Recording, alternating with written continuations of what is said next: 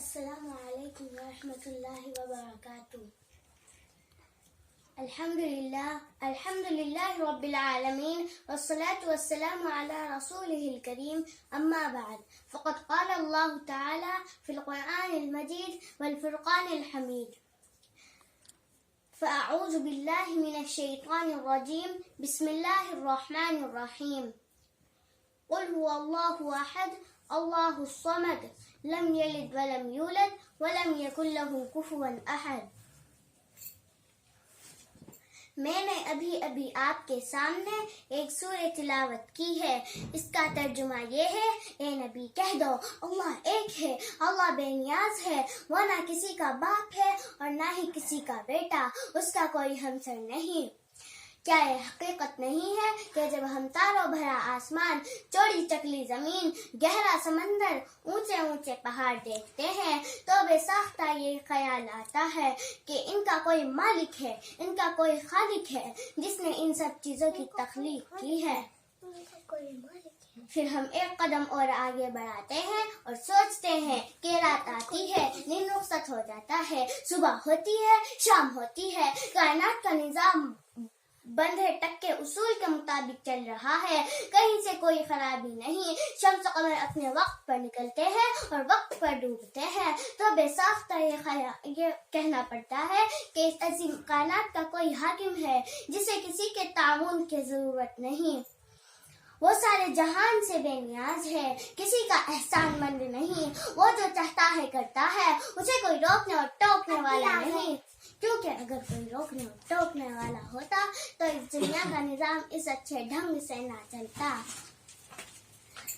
لَوْ كَانَ فِيهِمَا آلِهَةٌ إِلَّا اللَّهُ لَفَسَدَتَا، اگر دونوں میں یعنی زمین آسمان میں اللہ تعالیٰ کے علاوہ کوئی اور معبود ہوتا تو یہ دونوں ٹوٹ پھوٹ جاتے۔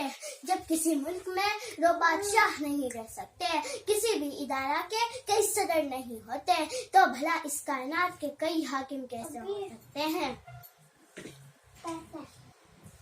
محترم معزز سامعات، ہماری باوقار مجلس اگر اپنے کئی صدر سن لے تو کیا یہ مجلس چل سکتی ہے؟ کیا لوگ ہمیں بے وقوف نہ کہیں گے؟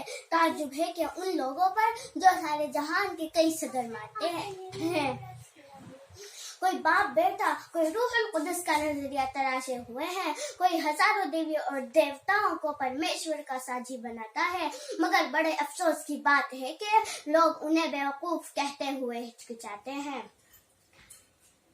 معزز سامعات، ممکن ہے کہ دوران تقریر میں اس حقیقت سراپا تقصیر سے کچھ غلطیاں ہو گئی ہوں، میں بھی اور انسانوں کی طرح ایک انسان ہوں، مجھ سے غلطیاں ہو جانا کوئی حیرت کی بات نہیں۔ آپ سب سے گزارش ہے کہ مجھے مطلع فرمائیے میں نے کون سی باتیں غلط کہی ہیں تاکہ میں آئندہ ایسا نہ کروں۔ انہی چند باتوں پر میں اپنی تقریر ختم کرتی ہوں۔ وما توفیقی الا باللہ۔ نقش توحید کا ہر دل پہ بٹھایا ہم نے، نقش توحید کا ہر دل پہ بٹھایا ہم نے، زیر خنجر بھی یہ پیغام سنایا ہم نے۔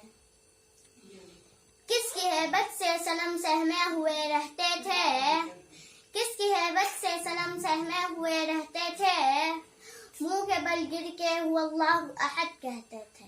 السلام علیکم۔